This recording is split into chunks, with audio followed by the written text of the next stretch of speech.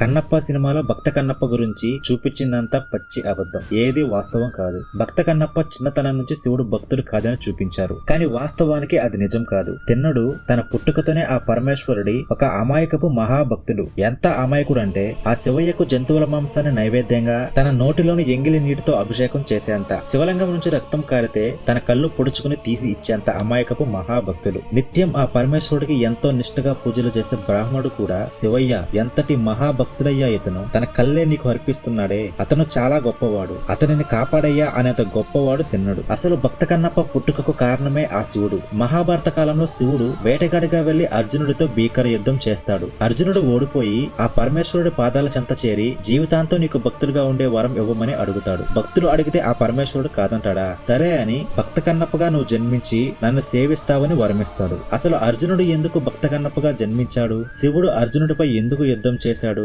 భక్త కన్నప్ప అసలు కథ ఏమిటి? శివపురాణం, శ్రీ కాళహస్తి స్థల పురాణంలో ఏముంది అనే చాలా విషయాలు ఈ వీడియోలో చెప్పాను. ఈ వీడియో చూస్తే ఖచ్చితంగా మీరు ఏడుస్తారు. కాబట్టి స్కిప్ చేయకుండా ఈ వీడియోని ఎండ్ వరకు చూసి భక్త కన్నప్ప ఎంత గొప్పవాడో తెలుసుకోండి. ప్రస్తుతం శ్రీ కాళహస్తి ఉన్న ప్రాంతంలో పూర్వం కుడుప్పర్ అనే ట్రైబల్ ప్రాంతం ఉండేది. ఆ ప్రాంతానికి నాగవ్యాధ అనే ట్రైబల్ వ్యక్తి రాజుగా ఉండేవాడు. అయితే అతనికి అతని భార్య దత్తాకు చాలా సంవత్సరాలుగా పిల్లలు పుట్టలేదు. అందువల్ల వాళ్ళు ప్రతిరోజు సంతాన ప్రాప్తి కోసం వాళ్ళ ఇష్ట దైవమైన సుబ్రహ్మణ్య స్వామి వారికి నిత్యం పూజలు చేస్తూ ఉండేవారు. అప్పుడు కొంతకాలం తరువాత ఆ సుబ్రహ్మణ్య స్వామి నాగవ్యాధిని కలలో ప్రత్యక్షమయ్యి, మీకు సంతానం లేదని చింతించకండి, త్వరలో ఒక మహాపురుషుడు మీ కడుపున జన్మిస్తాడు, అతను నా తండ్రి పరమేశ్వరుడికి మహాభక్తుడవుతాడని చెప్తాడు. ఆ స్వామివారు చెప్పిన విధంగానే నాగవ్యాధ భార్య గర్భం దాల్చి 12 మగబిడ్డకు జన్మనిస్తుంది. అలా పుట్టిన చిన్నారే తిన్నడు. అప్పుడు నాగవ్యాధ తిన్నడుకి విలువిద్యలన్నీ నేర్పించి గొప్ప యోధుడిగా తీర్చిదిద్దుతాడు. నాగవ్యాధిని కలలో సుబ్రహ్మణ్య స్వామి చెప్పిన విధంగా తిన్నడు చిన్నప్పటి నుంచి గొప్ప శివభక్తుడు అవుతాడు.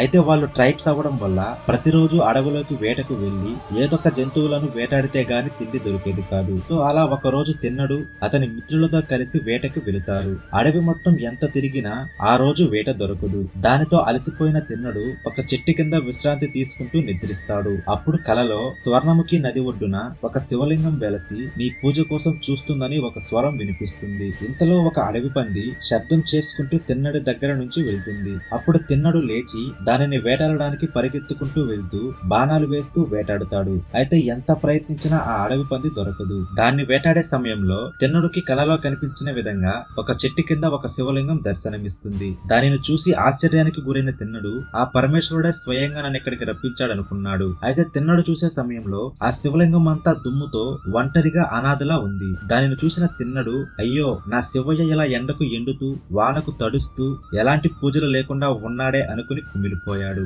ఇలాగే వదిలేస్తే నా శివయ్య ఏమైపోతాడో అనుకుని ఎలాగైనా నా శివయ్యని కాపాడాలనుకుని మొత్తం శుభ్రం చేసి నైవేద్యం పెట్టాలనుకుని ఒక అడవి పందిని వేటాడి ఆ మాంసాన్ని నైవేద్యంగా సమర్పిస్తాడు. శివలింగానికి అభిషేకం చేయాలని పక్కనే ఉన్న స్వర్ణముఖి నదీ తీరానికి వెళ్తాడు. అయితే 2 చేతులలో మాంసం ఉండడంతో తన నోటిలో నీటిని ఉంచుకుని ఆ శివలింగంపై తన నోటితో నీటిని పోస్తూ అభిషేకం చేస్తాడు. కానీ తిన్నడికి అప్పుడు తెలియదు ఆ శివలింగమే ఇప్పుడు ఎంతో ప్రసిద్ధి చెందిన శ్రీ కాళహస్తిలో ఉన్న వాయులింగమని. అదే సమయంలో తిన్నడి తండ్రి అయిన నాగవ్యాధ తిన్నడుని వాళ్ళ గ్రామానికి రాజును చేయాలని నిశ్చయించి అన్ని ఏర్పాట్లు చేస్తాడు. అయితే ఎంత సమయం అయినా తిన్నడు రాకపోవడంతో వాళ్ళ తల్లిదండ్రులు వెతుక్కుంటూ తాను ఉన్న అడవిలోకి వెళ్తారు. శివలింగానికి పూజలు చేస్తున్న తిన్నడిని చూసి తాము ఇంటికి వెళ్దాం అని పిలుస్తారు. అప్పుడు తిన్నడు, నేను రాను, నాకు ఎలాంటి రాజ్యం వద్దని ఇక్కడే ఉండి ఆ పరమేశ్వరుడికి పూజలు చేసుకుంటానని బదులిస్తాడు. వాళ్ళ తండ్రి కూడా ఆ పరమేశ్వరుడి పరమ భక్తుడు కావడంతో తిన్నడి మాటకి అంగీకరిస్తాడు. అప్పటి నుంచి తిన్నడు ప్రతిరోజు ఏదో ఒక జంతువును వేటాడడం,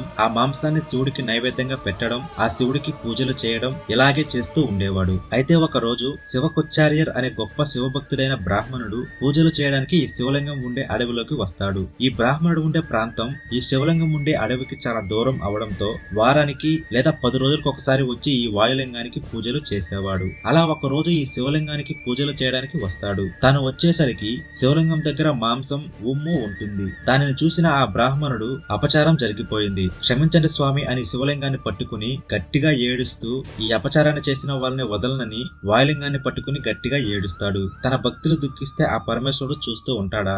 అప్పుడు ఆ శివలింగం నుంచి ఒక దివ్య కాంతి వచ్చి, చింతించకు, స్వచ్ఛమైన మనసుతో నన్ను ఎలా పూజించినా నేను స్వీకరిస్తాను, నీ భక్తిని నేను మెచ్చితిని, అలాగే ఆ కిరాతకుని భక్తిని నేను మెచ్చాను అని తిన్నడి గురించి ఆ బ్రాహ్మణుడికి ఆ పరమేశ్వరుడు పరమేశ్వరుడు వివరిస్తాడు. తిన్నడు నాకు చాలా గొప్ప భక్తుడు. అతను ఎంత గొప్ప భక్తుడు నువ్వు తెలుసుకోవాలంటే ఇప్పుడు నాకు పూజలు చేయడానికి తిన్నడు వస్తాడు. నువ్వు ఎక్కడైనా దాక్కుని చూడు అని చెప్తాడు. అప్పుడు ఆ బ్రాహ్మణుడు స్వామివారు చెప్పినట్లు ఒక చెట్టు వెనక దాక్కుని తిన్నడు కోసం చూస్తున్నాడు. ఇంతలో 2 చేతులతో మాంసం, అభిషేకానికి నోటితో నీళ్లను పట్టుకుని వచ్చి అభిషేకం చేసి మాంసాన్ని శివయ్యకు సమర్పిస్తాడు. అప్పుడు శివయ్య ఎంతసేపైనా ఆ మాంసాన్ని స్వీకరించడు. దాంతో తిన్నడు కంగారు పడి ఏదైనా తప్పు జరిగిందా అని దుఃఖంతో ఉంటాడు. ఇంతలో ఆ శివలింగం కళ్ళ నుంచి నీళ్లు కారుతాయి. దాన్ని చూసిన తిన్నడు ఏడుస్తూ తాను ఏదైనా తప్పు చేశాడేమో అనుకుని ఎలాగైనా కంటి నుండి నీళ్లు రావడం ఆపాలనుకుని ఔషధ ఆకులను నూరి ఆ కంటి దగ్గర పెడతాడు. అతనికి తెలిసిన నాటు వైద్యాలన్నీ చేస్తాడు. అయినా ఆ నీళ్లు ఆగవు. కొద్దిసేపటికి నీళ్లు రావడం ఆగి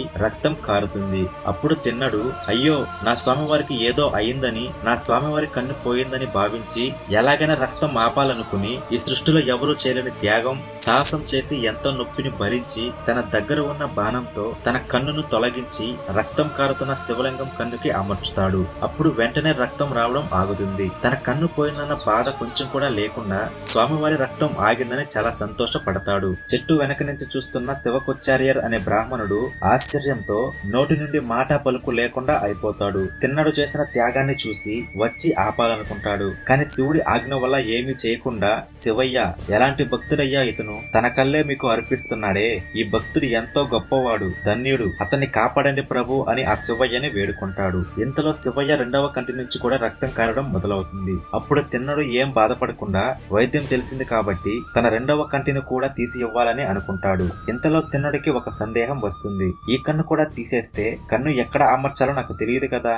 అని అనుకుని తన కాలు బొటన వేలిని శివలింగం 2వ కన్ను ఉన్న దగ్గర గుర్తుగా పెట్టి 2వ కన్ను కూడా తీయడానికి సిద్ధం అవుతాడు. ఇంతలో శివుడు ప్రకాశవంతమైన కాంతితో ప్రత్యక్షమై భక్త, నువ్వు 2వ కన్ను కూడా తీయాల్సిన పని లేదు, నా కన్ను అంతా బాగుంది అని పోయిన కన్నుని ఆ శివుడు మళ్లీ ప్రసాదిస్తాడు. అప్పుడు తిన్నడు స్వామి అంటూ శివుడు కాళ్ళ మీద పడతాడు. ఇంతలో చాటు నుంచి చూస్తున్న బ్రాహ్మణుడు కూడా వచ్చి ఆ పరమేశ్వరుడి కాళ్ళ మీద పడతాడు. అప్పుడు శివుడు బ్రాహ్మణుడితో ఇలా అంటాడు, చూడు బ్రాహ్మణ, ఇతను నా ప్రియ భక్తుడు కన్నప్ప నాయనర్. కన్నప్ప అంటే కళ్ళను అర్పించిన వాడు అని అర్థం, నాయనర్ అంటే శివభక్తుడు అని అర్థం. ఇప్పటి నుండి నిన్ను భక్త కన్నప్ప అని పిలుస్తారు అని చెప్పి వాళ్లకు మోక్షం ప్రసాదించి అక్కడి నుంచి వెళ్లిపోతాడు. అలా ఏర్పడినదే ఇప్పుడు శ్రీకాళహస్తిలో ఉన్న శివలింగం. ఈ విధంగా శ్రీకాళహస్తిలో భక్త కన్నప్ప మరియు వాయులింగ క్షేత్రాలు ఏర్పడ్డాయి. ఇంతటి గొప్ప శివభక్తుడైన భక్త కన్నప్ప మహాభారతంలోని అర్జునుడు మరో జన్మ అని మహాభారతం మరియు ఇతర పురాణాలలో చెప్పబడింది. అసలు ఎలా అర్జునుడు భక్త కన్నప్పగా జన్మించాడో ఇప్పుడు చూద్దాం.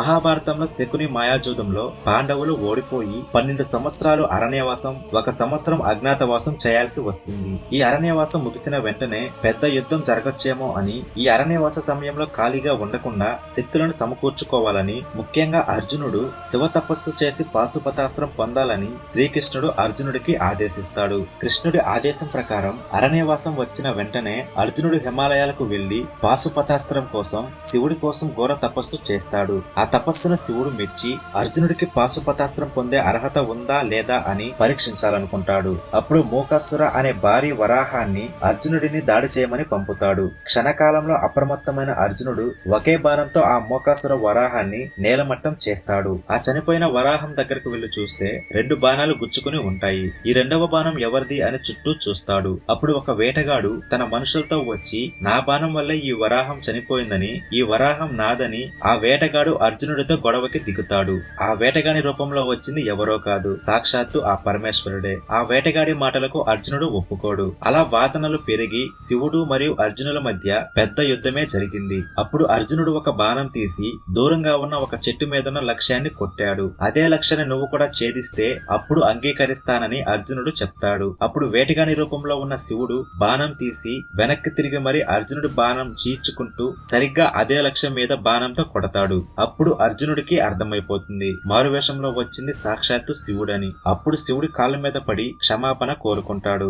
అర్జునుడిలో ఉన్న బలహీనత ఏంటంటే తాను మాత్రమే గొప్ప ధనుర్ధరుడనే అహంకారం ఉండేది. దానిని తొలగించి ఇంకా గొప్ప యుద్ధ వీరుడిని చేయాలనే ఈ పరీక్ష పెట్టానని ఆ పరమేశ్వరుడు వివరించి అర్జునుడికి పాశుపతాస్త్రం కూడా ప్రసాదించాడు. ఈ ఘటననే కిరాతార్జునీయం అని పిలుస్తారు. అప్పుడు అర్జునుడు ఆ పరమేశ్వరుడు పాదాల చెంత చేరి ఎన్నటికీ నీ భక్తుడిగా నిన్ను సేవించుకునే వరాన్ని కూడా ప్రసాదించు స్వామి అని కోరుకుంటాడు. భక్తుడు అడిగితే ఆ శివుడు కాదంటాడా? సరే అని వచ్చే జన్మలో స్వర్ణముఖి నది ఒడ్డున ఇప్పుడు నేను ధరించిన వేటగాడిగానే నువ్వు జన్మిస్తావని చేసుకున్నావని అప్పుడు నాకు పూజలు చేసి మోక్షం పొందుతావని వరం ఇస్తాడు. ఈ విధంగా అర్జునుడు భక్త కన్నప్పగా జన్మించాడని పురాణాలలో చెప్పబడింది.